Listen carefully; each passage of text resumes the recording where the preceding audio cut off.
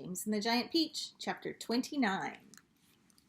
It seemed like a long time before the seagulls were able to pull the peach away from that horrible rainbow cloud, but they managed it at last, and then everyone gathered around the wretched centipede and began arguing about the best way to get the paint off of his body. He really did look a sight. He was purple all over, and now that the paint was beginning to dry and harden, he was forced to sit very stiff and straight. He was as though he were encased in cement, and all 42 of his legs were sticking straight out in front of him like rods. He tried to say something, but his lips wouldn't move. All he could do now was make gurgling noises in his throat. The old green grasshopper reached out and touched him carefully on the stomach.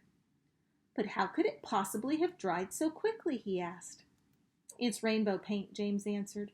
"Rainbow paint dries very quick and very hard." "I detest paint," Miss Spider announced. "It frightens me. It reminds me of Aunt Spiker, the late Aunt Spiker, I mean. Because the last time she painted her kitchen ceiling, my poor darling grandmother stepped into it by mistake when it was still wet, and there she stuck. And all through the night we could hear her calling to us, saying, 'Help, help, help!' And it was heartbreaking to listen to her. But what could we do? Not a thing until the next day when the paint had dried. And then, of course, we all rushed over to her and calmed her down and gave her some food. Believe it or not, she lived for 6 months like that, upside down on the ceiling with her legs permanently stuck in the paint. She really did. We fed her every day. We brought her fresh flies straight from the web. But then on the 26th of April last, Aunt Sponge, the late Aunt Sponge, I mean, happened to glance up at the ceiling and spotted her. 'A spider!' she cried. 'A disgusting spider! Quick, fetch me the mop with the long handle.' And then, oh, it was too awful. I can't bear to think of it." And Miss Spider wiped a tear away and looked sadly at the centipede. "You poor thing," she murmured. "I do feel sorry for you." "It'll never come off," the earthworm said brightly. "Our centipede will never move again.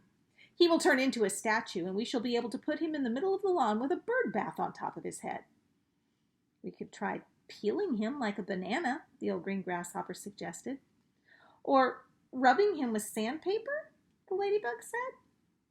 "Now, if he stuck his tongue out," the earthworm said, smiling a little for perhaps the first time in his life, "if he stuck his tongue out and stuck it out really far, then we could all catch hold of it and start pulling.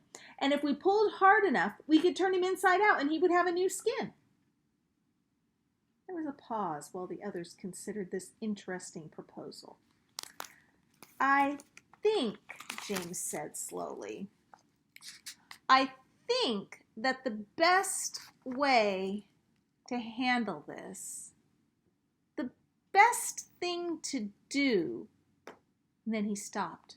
"What was that?" he asked quickly. "I heard a voice. I heard someone shouting."